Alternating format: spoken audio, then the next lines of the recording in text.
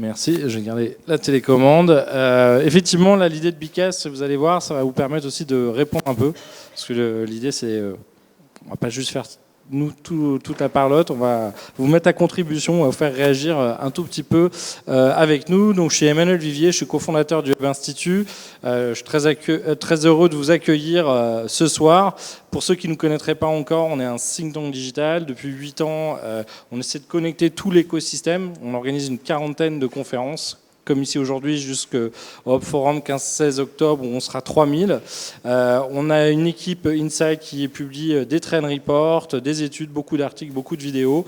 On fait aussi beaucoup de formations, des learning expéditions. Le Hub Lab, le lieu où vous êtes présent aujourd'hui, on accueille beaucoup d'événements de grands groupes et un membership qui permet d'accéder à ces études, à ces événements, piloté par Adeline, voilà, qui est au fond à droite pour ceux que ça intéresse. On est basé à Paris, mais on est constamment en train d'aller regarder un petit peu partout ce qui se fait dans le monde. Au CES, à la NRF, on va emmener des délégations avec nous. À South by Southwest, Viva Technologies, on va gérer plus de 160 visites de Comex et de Codir, ou Slush en Finlande. Voilà, donc c'est vraiment important pour nous. L'innovation, ça ne se passe pas qu'en France. Ça bouge beaucoup et effectivement, on aide pas mal de Comex, de direction à aller sur ces lieux-là pour être sûr d'avoir le meilleur du décryptage de ces événements-là. Donc n'hésitez pas. Romain pilote les Learning Expeditions. Voilà. Allez le voir si vous voulez envoyer vos dirigeants se mettre un petit peu à jour ou vos équipes.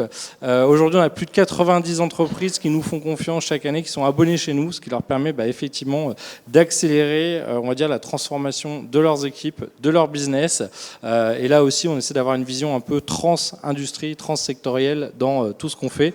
D'ailleurs, on fait beaucoup, un petit peu comme là aujourd'hui, de keynote, d'intervention. L'idée, c'est vraiment de vous ramener une synthèse de ces événements-là ou des dernières tendances ou des bonnes pratiques. Il y a énormément de choses à suivre. C'est vrai que c'est pas toujours évident. Et puis aujourd'hui, on a un événement qui est au sein de l'écosystème digital business, donc tout ce qui est lié un petit peu à la transformation digitale, transformation business, RH, marketing et data, avec les prochains événements que vous pouvez trouver ici. Donc le Hub Forum 15 et 16 octobre, Maison de la Mutualité, on sera à 3000. On aura des choses sur le luxe, l'innovation RH, le B2B, la Smart Mobility, le Travel et Hospitality, la grande conso. Donc voilà, on suit de près tous ces secteurs. Le Hub Forum, je vous en parlais. Voilà, ça va être une belle édition. Encore cette année autour de l'IA, de l'impact positif, vraiment de repenser et remettre à jour sa stratégie. Je vous remets une petite vidéo en quelques secondes. Ceux qui ne seraient pas encore venus.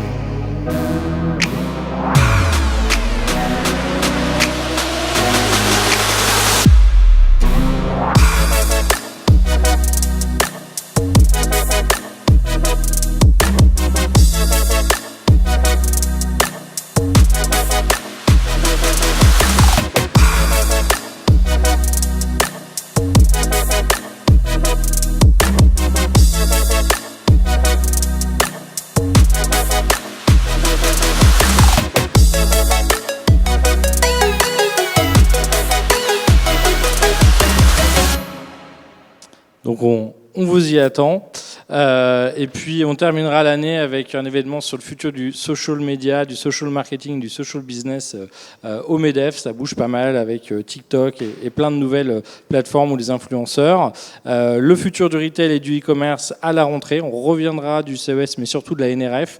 Donc on partagera un peu les dernières tendances retail et e-commerce. Future of data et intelligence artificielle pour le marketing. Donc ça sera début avril. Voilà. Le sujet de ce soir, l'expérience client. Donc je pense qu'on est tous clients, on est tous utilisateurs, on est tous usagers, on s'est tous arraché un jour les cheveux ou on se les arrache un peu tous les jours quand on voit des fois certaines applications, certains sites e-commerce. Donc avant de laisser la parole à nos experts de ce soir, je vous ai juste fait une petite synthèse avec les équipes Insight, Léna, voilà, qui est cachée au fond, et les autres consultants pour vous rappeler voilà, quelques petites choses sur le sujet. Alors je vais vous inciter, on en a parlé tout à l'heure, à vous connecter sur Bicast, donc bicast.live/uptalk, et je vais vous poser d'abord une petite question avant qu'on démarre. On va voir les plus rapides à taper. Il y en a qui regrettent leur BlackBerry.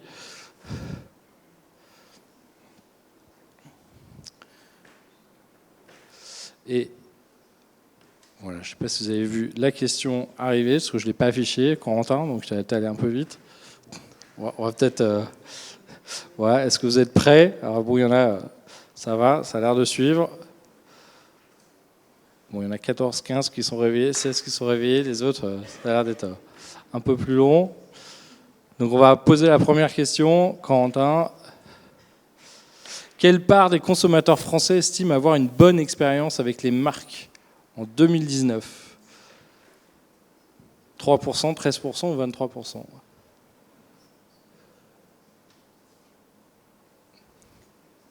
Alors je suis un peu fort parce qu'on pourrait dire dans quel secteur, mais...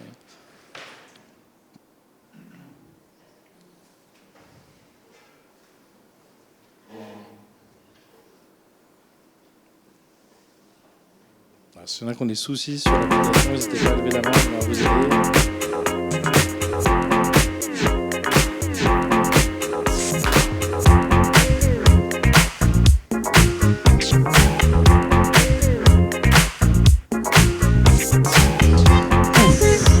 Vous êtes très optimiste, hein, c'est bien, hein. Ça, c'est important d'être optimiste dans la vie, mais vous allez voir qu'effectivement, on ne se rend pas forcément compte du mal qu'on fait.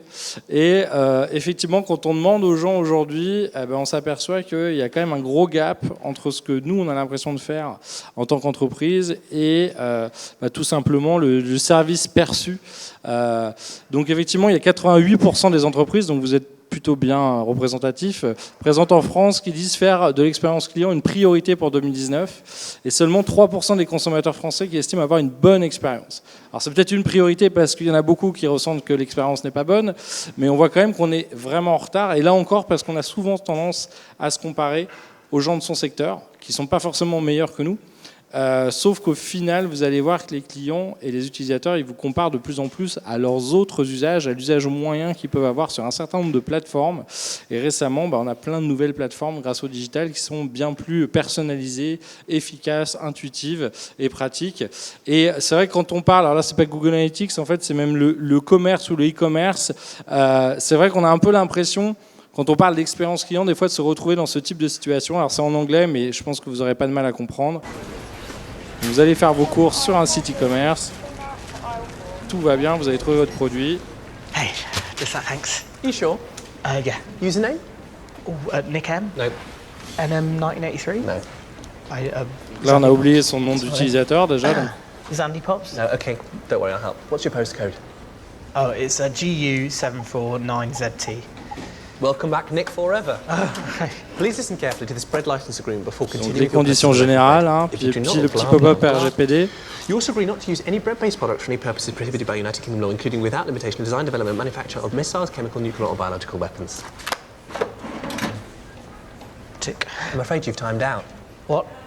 Et voilà, la page a reloadé, donc il faut recommencer la session. Excuse me. Oh, yeah, hey. Just one life, sir. Yeah, we just... What's your username? On re-rentre le formulaire, c'est toujours un plaisir. Number 4, not the... Gotcha. Yeah. Okay, I'm just going to check that you're a real person. Could you say that for me? That's not even a word. Okay, how about this one? You know what, forget it. Or this one? Hippopotamus. You're in. Great, I'm in. £8.85. It's supposed to be 98 pence. Plus express delivery. What's that? Oh well, it's express Là, c'est pour delivery. la livraison express, donc toujours les petits trucs pas prévus qu'on nous rajoute par surprise. Standard. Standard. Standard delivery, that's £4.99. Why? Bread insurance. You didn't untick the Ouais, don't la decline bread petite insurance. option assurance qu'on n'a pas décochée, bon, etc., etc. Donc on voit bien que de temps en temps sur le online, il y a quand même un côté très irritant, très déceptif. Et finalement, ce qui est très compliqué aujourd'hui avec le digital, c'est que les technos évoluent très vite. Les technos, du coup, vont permettre aux gens d'avoir accès à des nouveaux process, à des nouveaux comportements et à des nouveaux résultats. Mais on va s'apercevoir entre le moment où une techno est disponible et finalement le moment où on comprend comment l'utiliser, que l'usage devient populaire, massif, et que finalement nos comportements changent, ça prend du temps. Vous vous rappelez 98-2000, on se disait tous les click on mortar allaient manger les briques on mortar, en gros les e-commerçants, les pure players, les startups. Et puis on a vu finalement ça n'a pas été aussi rapide qu'on imaginait, que payer en ligne à l'époque, c'était pas évident, que la bande passante, c'était pas non plus super rapide. Et finalement, il nous a fallu regarder 20 ans après pour que le e-commerce soit vraiment devenu, on va dire, à taille critique. Et encore, dans l'alimentaire, c'est à peine 6%. Donc on voit que c'est pas, tout ne peut pas s'acheter en ligne, ou pas aussi simplement que dans un point de vente.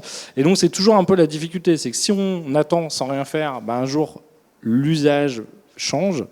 Et là, on le voit en ce moment, par exemple, sur le plastique. Vous voyez à quel point la perception de l'impact du plastique en termes de pollution en 18 mois est en train de passer de, on va dire, quelques fans de l'écologie et activistes à finalement la majorité de la population.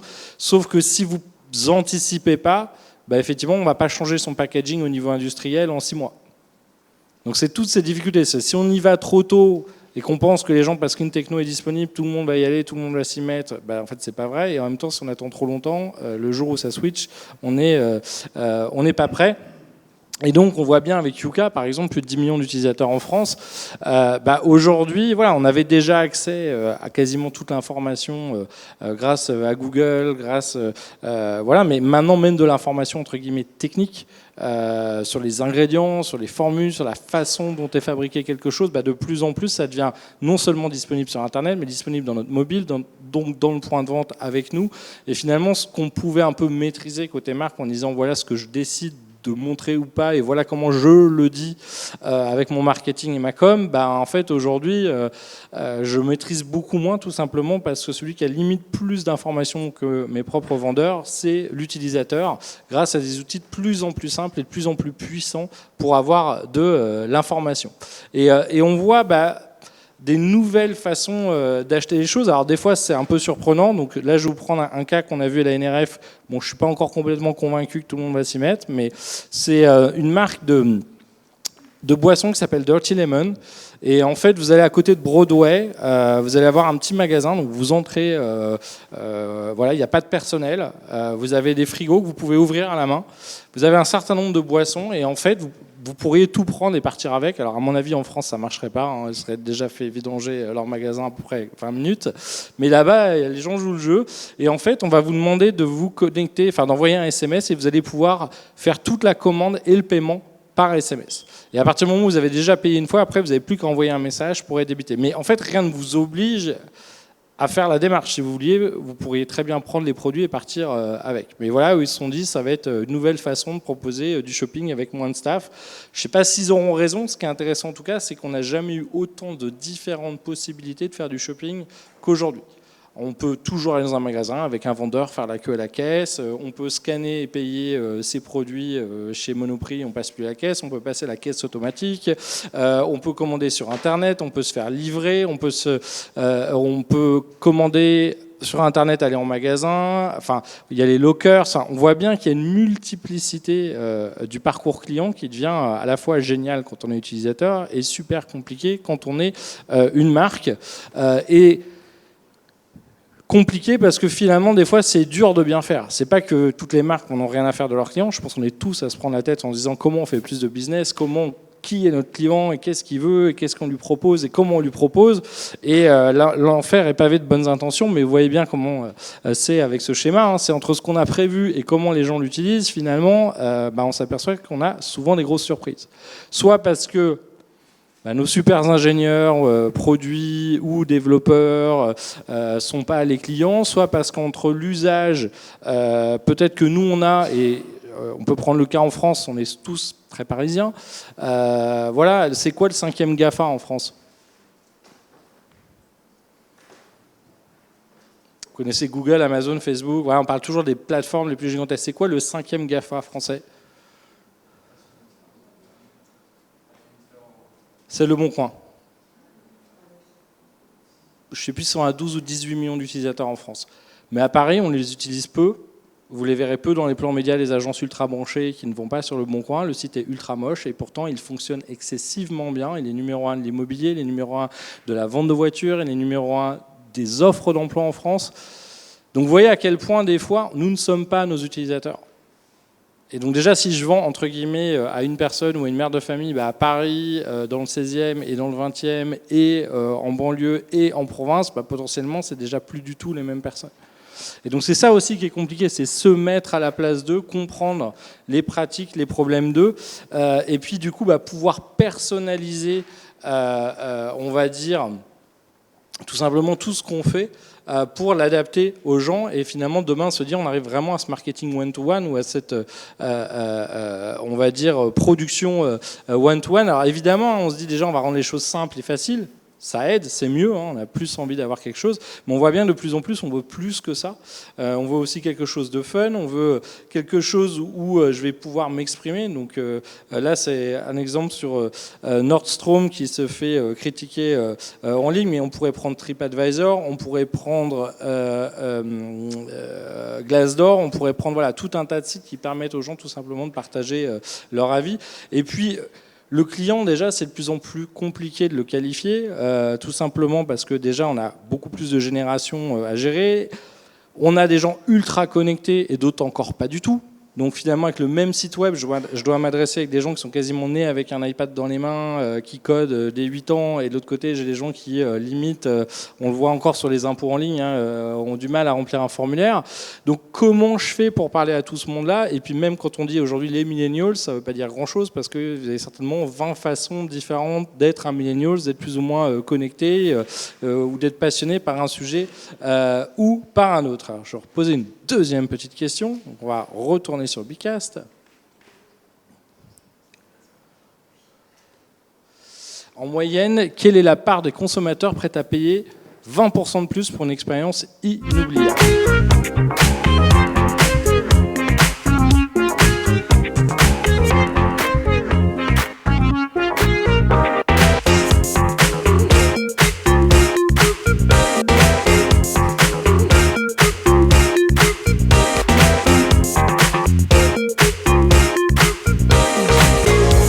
De faire une expérience client, on va voir ce que les gens vont rappeler le plus pour ça.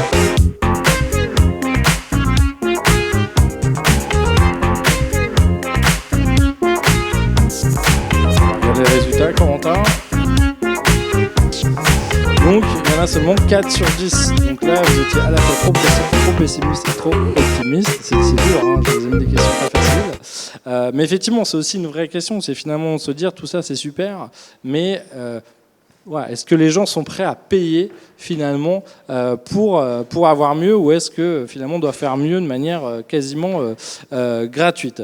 Alors ce qui est sûr, c'est qu'en tout cas, quand on a une mauvaise expérience, il y a des chances qu'on se détourne d'une entreprise. Alors pendant plus ou moins longtemps, plus ou moins définitivement, mais on voit que effectivement les plus jeunes, ça les choque moins. Bon, voilà, le truc n'a pas marché, mais c'est pas grave, je reviendrai, je resterai. Par contre, passé un certain âge, voilà, on me donne plus de poids et une mauvaise.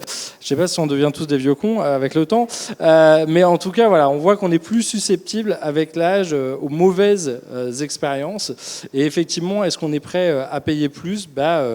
Les millennials, oui, a priori, et les boomers aussi un tout petit peu. Donc finalement, c'est les tout jeunes, les Gen Z, qui s'en fichent un tout petit peu. Et c'est vrai qu'en ce moment, quand on parle d'expérience client, au-delà de la techno, on a toute une nouvelle génération de marques qui se sont emparées à la fois des outils technologiques, qui à la fois, parce qu'elles sont peut-être plus jeunes et plus récentes, et elles n'ont pas de legacy aussi, hein, tout simplement, recréer une offre avec une simplicité, des fonctionnalités, un branding qui va être peut-être plus efficace, plus pertinent et qui va mieux prendre en compte ces attentes clients sur leur parcours d'achat. Alors là, je vous ai mis une petite sélection aux États-Unis. On vous remettra aussi dans les slides une sélection en France.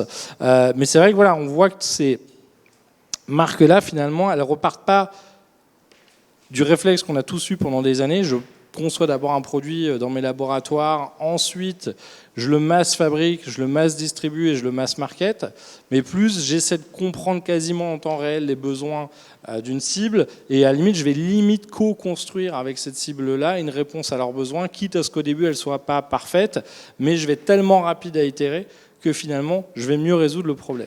Et donc, on voit plein, voilà, Match Fashion, ils vont vous proposer plein de types, la boutique, des événements, du shopping privé, de l'inspiration en mode showroom, un côté salle d'entertainment et d'événements.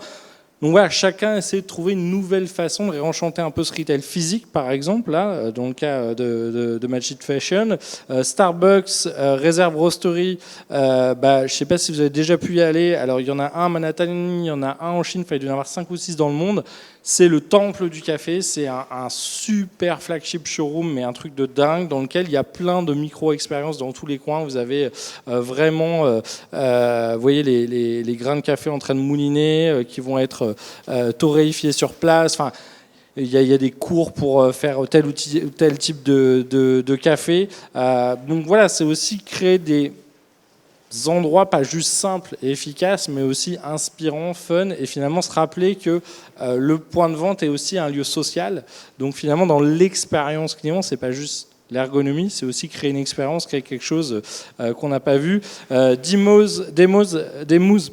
c'est intéressant. Eux, ils se sont dit, finalement, souvent, quand on achète un appareil électronique, on n'est pas complètement sûr, on a toujours un peu peur. Là, en fait, vous allez tout simplement pouvoir essayer le produit avant de l'acheter chez vous pendant une période donnée. Donc là aussi, c'est une autre façon de peut-être réduire, pas tellement que votre produit n'est pas bon, mais il n'est peut-être pas adapté à la personne qui pensait l'acheter. Donc au moins être sûr qu'il y a un bon match des deux côtés. Et effectivement, c'est ce que je vous disais tout à l'heure, on n'est pas juste en concurrence avec ses concurrents directs, on est en concurrence avec le niveau d'attente moyen des utilisateurs. Je pense qu'aujourd'hui, vous avez tous utilisé Uber, Airbnb, Spotify, Netflix. Si votre app de marque est bien derrière ces marques-là, vous avez un souci. Alors c'est peut-être injuste parce qu'ils n'ont pas les mêmes budgets, pas les mêmes équipes, mais au final, les gens, pour eux, c'est ça la normalité, c'est ça la moyenne. Je ne vous parle pas de marques de luxe, Spotify, Netflix, c'est même pas Canal qui était encore à je ne sais pas combien il y a quelques années. Mais eux, ils ont mis un souci dans tout ce qu'ils font pour que quel que soit le terminal ou l'usage, ça soit plus pratique, plus simple, plus efficace, plus personnalisé aussi. Et donc, évidemment, ça nous choque après quand on arrive sur les formulaires, comme on a vu tout à l'heure en e-commerce, qui ne marchent pas, qui se reloadent, avec des chapkas mal pensés. Il y a des fois, vraiment, on se demande si les gens de la marque ont déjà utilisé leur solution.